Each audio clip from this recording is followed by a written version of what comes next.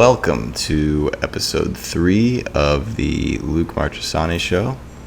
I'm sitting at a desk that I made. It's not a desk, sorry, it's a table.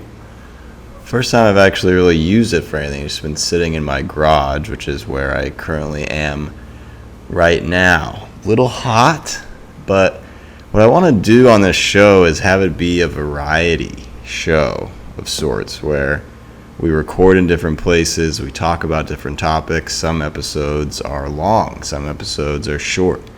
And it has this indigenous, organic, authentic, innovative expression. Of course, we have a LaCroix Limoncello, my favorite flavor. As one of the pool guys at my old building used to say, it's like lemon with cream, with like a vanilla cream. Lovely. That'll keep me cool on this hot Florida day. Let's just review briefly where we've been in episode 1 and episode 2. By the way, thank you for all of those out there who are listening. I hope you're enjoying it. As we've said, the Luke Marchesani Show is presented by Grid Lab, which is my company. The mission, the goal of Grid Lab is to unlock the genius within humanity. You and humanity together, all of us at once and separately. And this show is on culture, aesthetics, philosophy, and design. And so far, episode 1 was a big dive into literature and philosophy, I would say, and culture in some ways. And episode 2 was definitely philosophical, a little bit leaning towards aesthetics, design, how we use our creative gifts. And so I just want to give a brief recap of those so that it can lead itself into this episode. So on the first episode, we talked about Anna Karenina, one of the greatest novels ever written. And we reviewed it from a lens of characters, the story itself, ideas, and the end really brought us to really what is the meaning of life?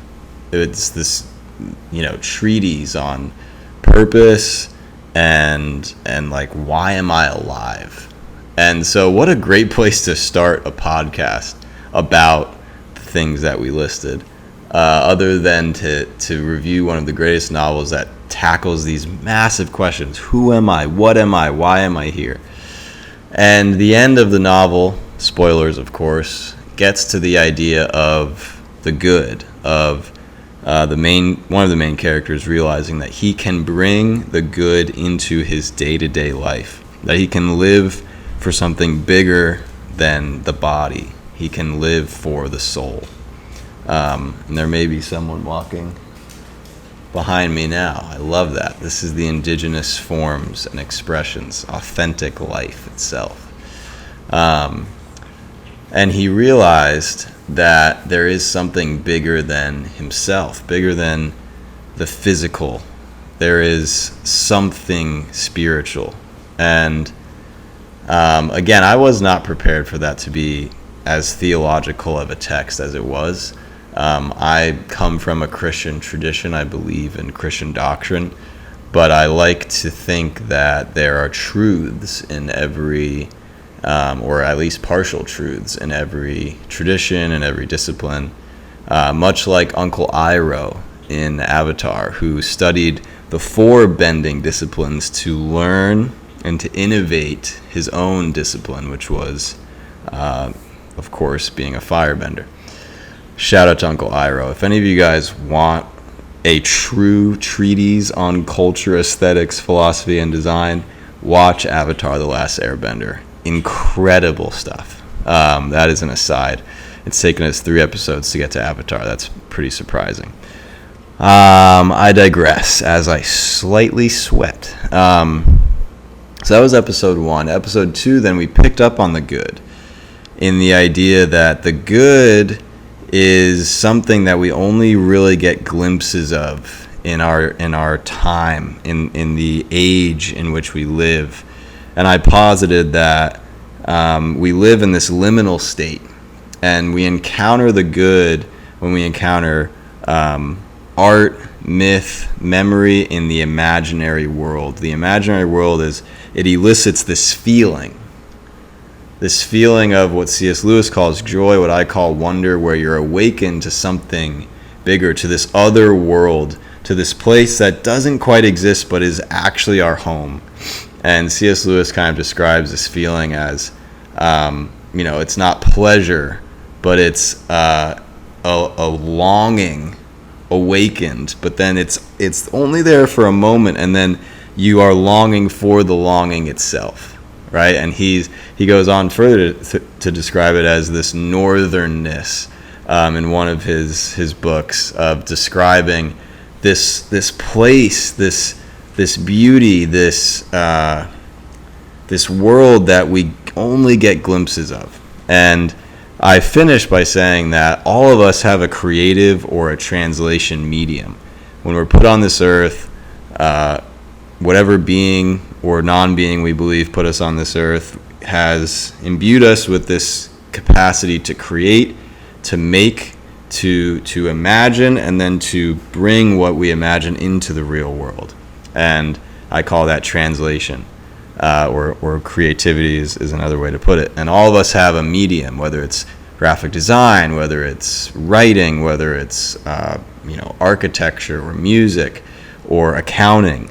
There's almost infinite mediums out there, and we've been given these mediums to take the invisible, to make it visible, to take the imaginary, to imbue the good into our work, into the world, into the real world, so that the real world can be more full of goodness, that the glimpse of the good that we catch in these moments can grow and be like this seed that grows and expands and then becomes a tree, and then other people rest under the tree, and it brings shade, and birds come and sit in the tree, right? This is, of course, taking language from Jesus and his parables, but today I want to kind of throw a wrench in that, because all of this is fine and good, but many of us are traumatized. So I have this idea that human equals genius, but human equals traumatized. I think Albert Einstein said something like, if you measure, a bird by its ability to swim or a bear by its ability to fly, they look like idiots, right? But if you measure a fish by its ability to swim, and a bird by its ability to fly, and a bear by its ability to hunt and to climb, they're a genius in their own right. And I believe that, and he was kind of alluding to the fact that all of us as humans have this capacity towards genius in our own way. But I think it's clear, and I think the research shows, that humans are also traumatized, and trauma blocks our genius, but healing unlocks our genius. And so today I'm going to just try to dive in again with the iPad on some ideas of how this process of turning the invisible into the visible through our translation mediums gets blocked by misconceptions, by fear, by darkness, by ourselves, right? And so today's title, I guess, is Misconceptions and Personality Types.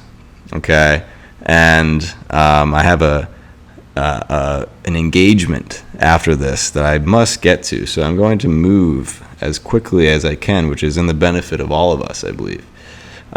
So misconceptions and personality types. Misconceptions, I've just been thinking about this idea, like the idea, the fact that we can have misconceptions means that we can have conceptions at all, means that we can conceive of things. We ourselves are conceived, we're conceived. We were sort of an idea, and now we're reality, right? But you can have a misconception, right? You can have a wrong view of reality, and some people might call this a lie, right? Or what I've kind of started to call them over the years are fallen worldviews. Other words that I have for them are false aims or small ends. It's kind of these, the classic, I guess, would be just your belief system, or as my dad calls it, BS, right? Your belief system, these deep-seated views or worldviews on life. Because a worldview, in my view, isn't just this grandiose religious vision or socio-political vision. It's how does life work on a daily basis? What is at the true core of reality, right? Is life good? Is life bad? If I do this, then will this happen, right? And it doesn't just involve whether I believe in Christianity or Buddhism. It involves what I think about myself on a daily basis, what I think about other people, what I think about the very things that I'm going to do every day. And all of these preconceptions and misconceptions and just conceptions in general are going on inside of us, almost always on the subconscious level. And we talked about the subconscious in episode 2 in the theory of the three worlds, so I won't get too much into that. But what I want to encourage us to do is to acknowledge our misconceptions, acknowledge our capacity to misinterpret the world around us, but also our capacity to reinterpret the world around us, to revision our conceptions, our misconceptions. And I do, I want to bring in just other people's ideas, at least in a small way. Sometimes it might feel like cherry picking. But I want to bring in just some ideas on hermeneutics, mostly from Heidegger, who believes that we are interpreting beings, that to be human is to interpret.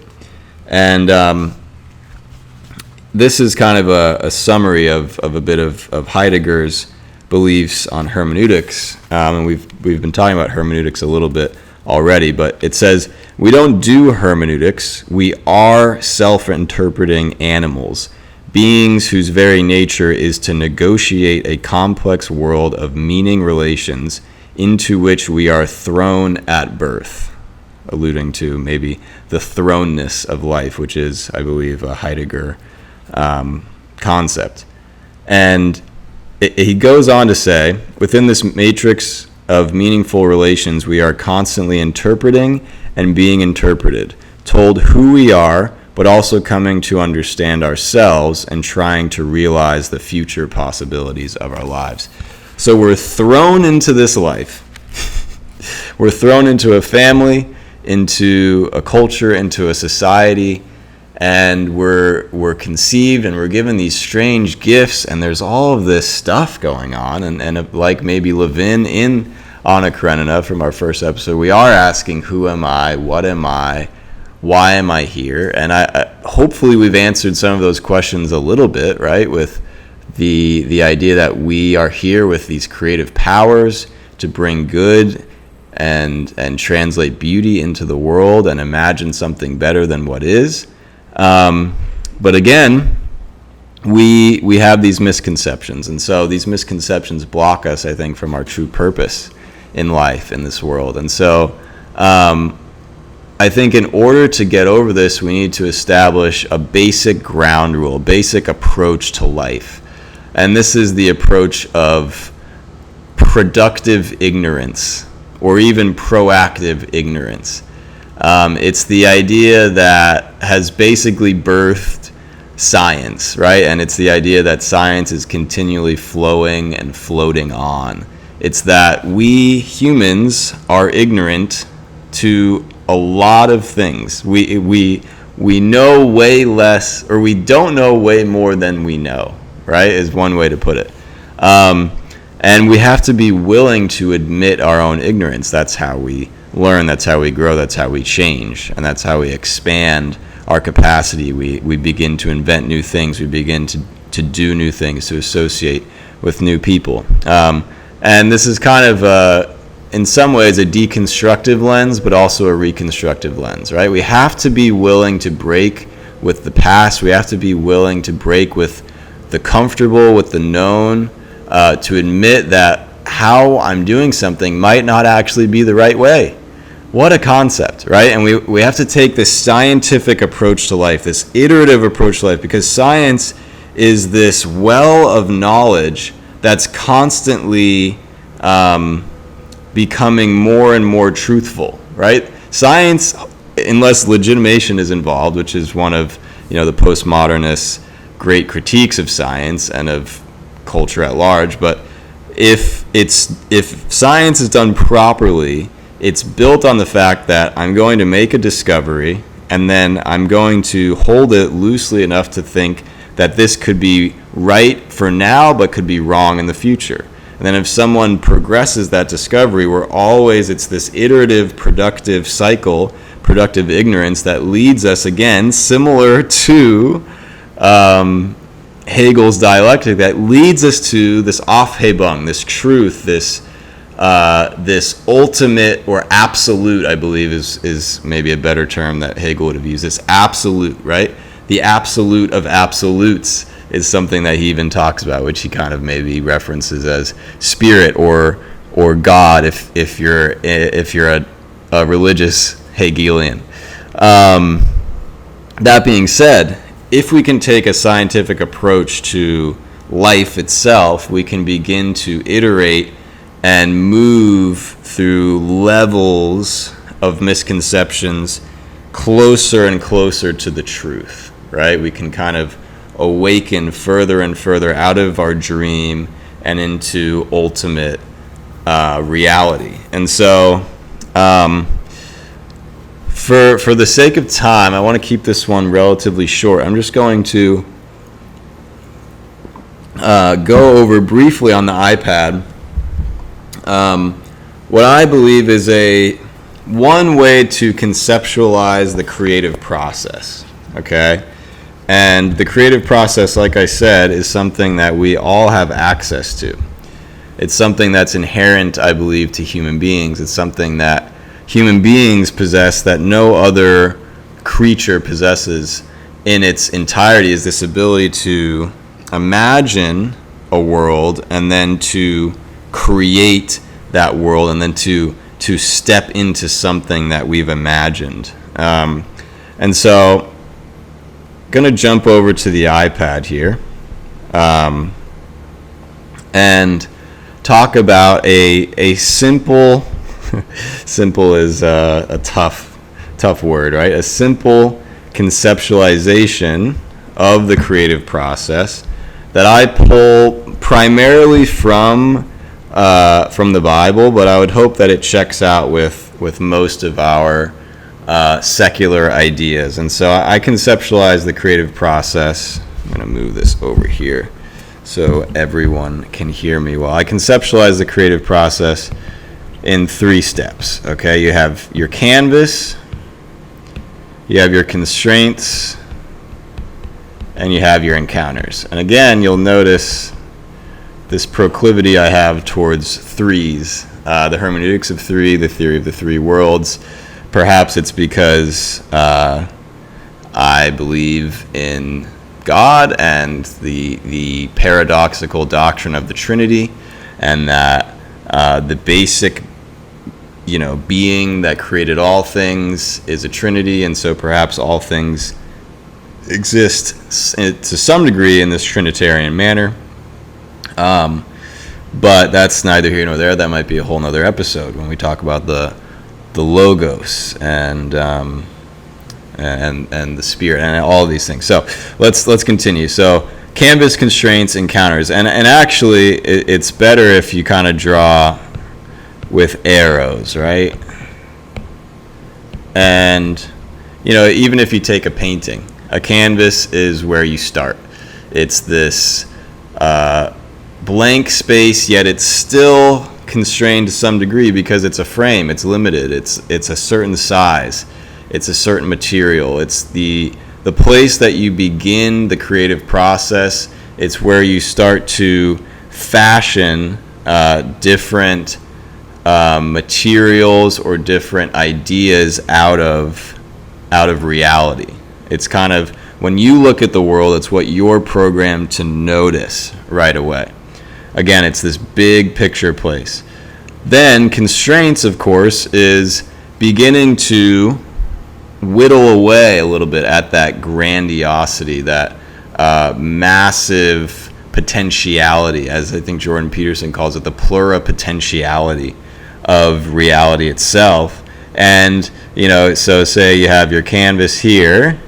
Now what we're going to do is, and we're taking painting as a literal example, you're going to start to put some constraints. You're going to start to draw something, right? And I'll just draw a really bad tree. And you're constraining, you're ordering, you're separating, you're making some meaning, some clarity, something coherent. And at the end here you have encounters, which is, the final product. A beautiful tree, as you can see. And then you get the lovely satisfaction of signing it. The process has come to its completion.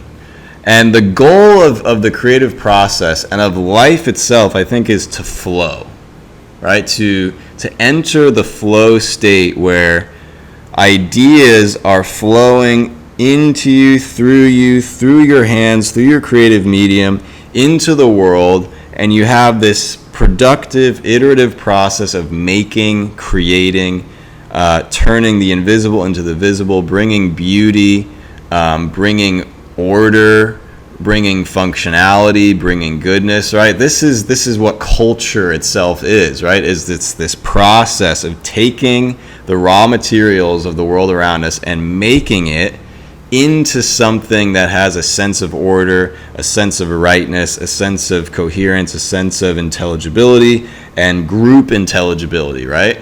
In many ways, it's this need for this person to understand what I'm experiencing and this person to use it at the same time, and we become kind of this civilized cultural apparatus. And so, that's a shout out to culture, since that's one of our 4 topics. Now, the final thing that I want to talk about, though, is this is the great vision of all of us being geniuses in our own way. And we'll talk about personality types a little bit more, maybe even on the next episode, because of time constraints. But the idea is that each of us are programmed in our own way to see and to fashion different things out of reality, to separate them and organize them and order them in a unique way, and then to produce a unique object or item or final product. All of us have this unique way of viewing the world, organizing it, and producing and making something out of it. Each of us, I believe, is unique in our own way of performing this creative process. And you could give each person like an ingredient. You could give them a canvas, whether it's a 3-page essay, and they could take these raw materials and put it through their own unique creative process and turn it into something hopefully beautiful, right? But as we said, every good news has its own bad news, and so this is the idea up here that human equals genius. Okay, human equals genius. This down here, though, is where we get into the idea that human equals traumatized. Okay, and what I want to posit is a simple kind of loop of death, sadly, a traumatic loop. That all of us experience trauma up here, right? It's this prime mover of darkness in our lives. And trauma creates fear of the same thing happening again, okay? And then fear creates avoidance. Because this horrible thing happened, and I'm afraid of it happening again, the feeling of it, the kind of disintegration that it causes within me. So now I'm going to avoid it, right? Then avoidance creates control. We begin to control our lives around these things that we don't want to happen. And that is really a sad way to live, but it's a coping mechanism that we all go through because we're trying so desperately to survive, right? To not re-experience trauma. But the irony is that the more we can control in our lives, I think actually the more trauma repeats itself, okay? And this loop is what causes blockages in the creative process, because I said the goal is to flow, right? We want to flow from canvas to constraints to encounters, from idea to writing to reality is one way to think about it. One way that I've thought about it is see it in your mind, see it on paper, see it in reality. Okay, but somewhere along the way, we dam ourselves. Dam as a beaver's dam or the Hoover's dam. We block ourselves. It's so good. Rather than moving linearly, we start moving in this circular motion, right? And so these blockages are actually just us moving in a circular motion, controlling, avoiding, right? And we never actually move, we never actually flow, we never actually take an idea from the invisible, the imaginary, into some tangible form through paper, through constraints, through separation, through organization, through production, into a final product. Okay, and I'm sure you're all wondering, how do we put an X through this and get back to flowing? How do we get back to our original design? Again, we're talking about original design. Of course, we talked about that in episode 1. And this is what I'll leave you with. A new way of being. And I think the new way of being begins, healing, rest. I'm going to put new here, right? New, old. And the opposite, I think, of fear in many ways is joy. If we can have joy, then we can have this beautiful form of desire.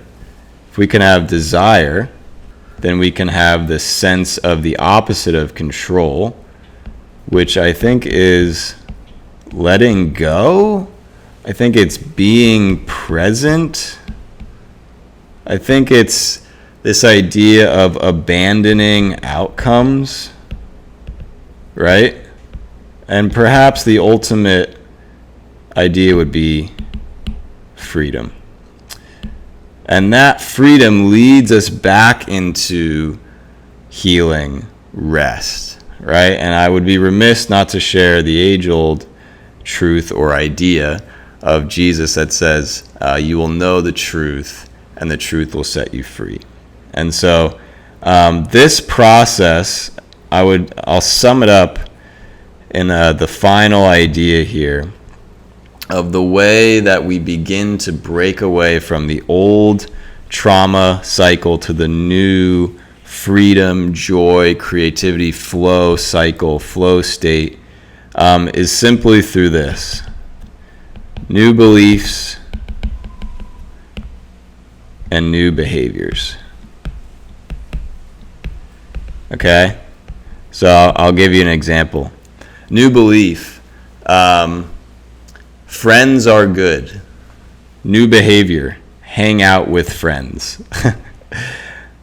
Hopefully then that new behavior reinforces this new belief and you realize, oh, that wasn't actually that bad. That was actually pretty fun. I enjoyed that, right? There was some joy. There was some freedom there. A deeper one of a misconception turned into a new belief. A misconception would be, if I share problems or emotions, people won't like me or love me. That's a personal one, just from a lot of growing up playing sports and things like that. So that would be the old belief. But the new belief would be something like the opposite. Like if I share problems and emotions, it actually makes me more relatable, more lovable, more kind of understandable. And that might cause me to exist and enact a new behavior, which hopefully would reinforce that, right? And all of this really needs to be done, I think, in an environment of safety, with the right people, right? With the right trust, that you can trust that you're in a safe and loving environment.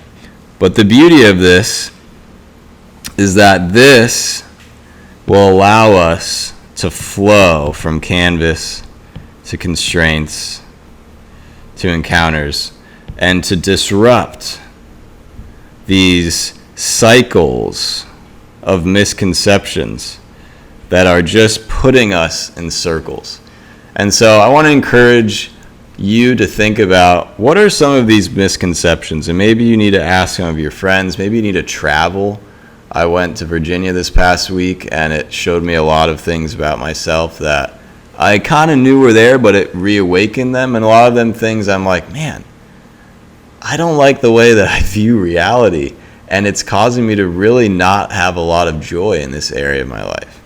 And so I want to, like I did last week, to encourage us to reflect and to think, how does this affect my life? What are some of these misconceptions? I provided a few examples.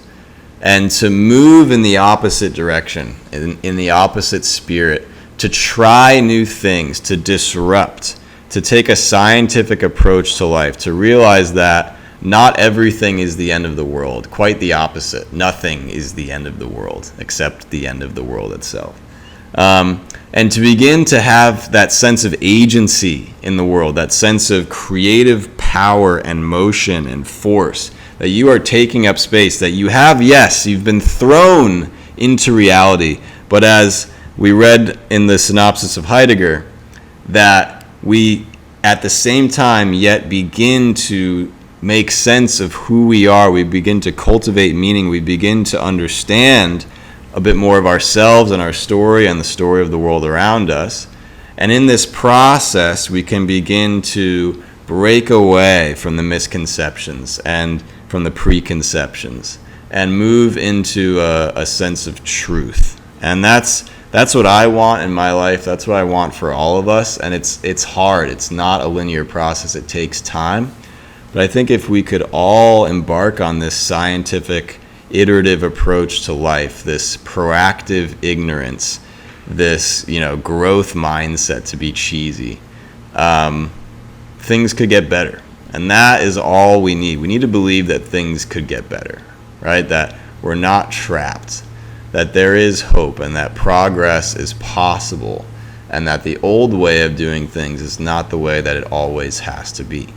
And so that is really an encouragement for myself. Perhaps we'll get more into some of the personality types a little bit later, but this was episode 3. Again, thank you to LaCroix, Limoncello, the best flavor. We will have an all LaCroix breakdown, deep dive, zoom in, dial in, whatever you want to call it, episode soon. So stay tuned for that, and continue to enjoy the world and see it through that lens of culture, aesthetics, philosophy, and design, and how we can bring the good into every area of our lives. So thank you. See you on the next episode.